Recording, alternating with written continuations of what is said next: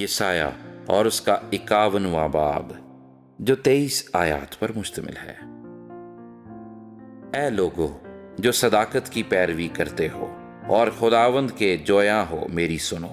اس چٹان پر جس میں سے تم کاٹے گئے ہو اور اس گڑھے کے سوراخ پر جہاں سے تم کھودے گئے ہو نظر کرو۔ اپنے باپ ابراہیم پر اور سارہ پر جس سے تم پیدا ہوئے نگاہ کرو کہ جب میں نے اسے بلایا وہ اکیلا تھا، پر میں نے اس کو برکت دی اور اس کو کثرت بخشی۔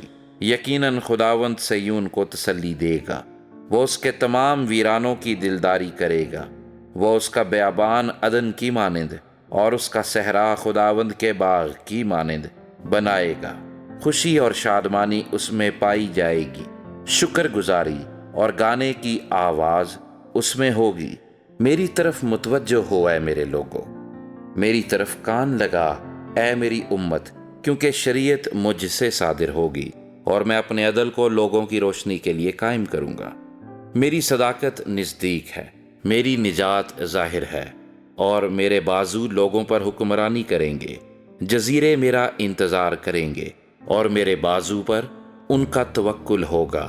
اپنی آنکھیں آسمان کی طرف اٹھاؤ اور نیچے زمین پر نگاہ کرو، کیونکہ آسمان دھوئیں کی مانند غائب ہو جائیں گے اور زمین کپڑے کی طرح پرانی ہو جائے گی اور اس کے باشندے مچھروں کی طرح مر جائیں گے، لیکن میری نجات ابد تک رہے گی اور میری صداقت موقوف نہ ہوگی۔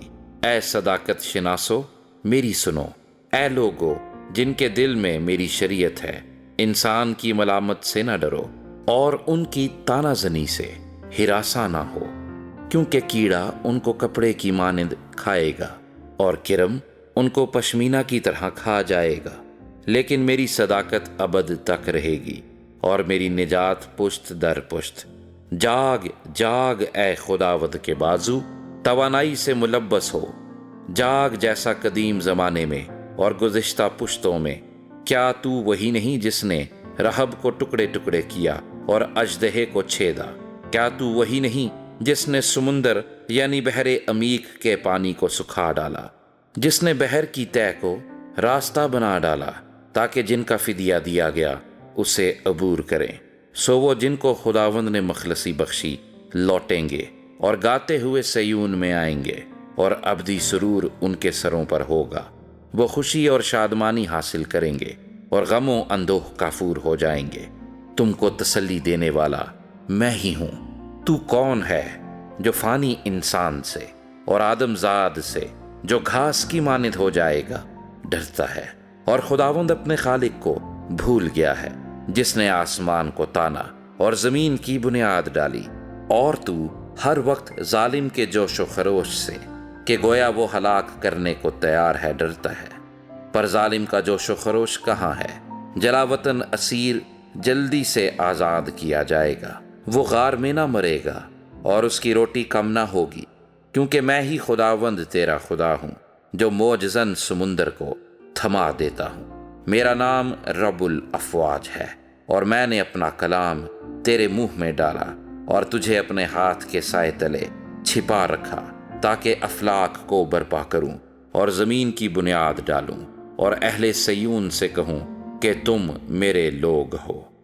جاگ جاگ اٹھ اے یروشلیم، تو نے خداوند کے ہاتھ سے اس کے غضب کا پیالہ پیا، تو نے ڈگمگانے کا جام تلچھٹ سمیت پی لیا۔ ان سب بیٹوں میں جو اس سے پیدا ہوئے کوئی نہیں جو اس کا رہنما ہو، اور ان سب بیٹوں میں جن کو اس نے پالا ایک بھی نہیں جو اس کا ہاتھ پکڑے۔ یہ دو حادثے تجھ پر آ پڑے، کون تیرا غم خار ہوگا؟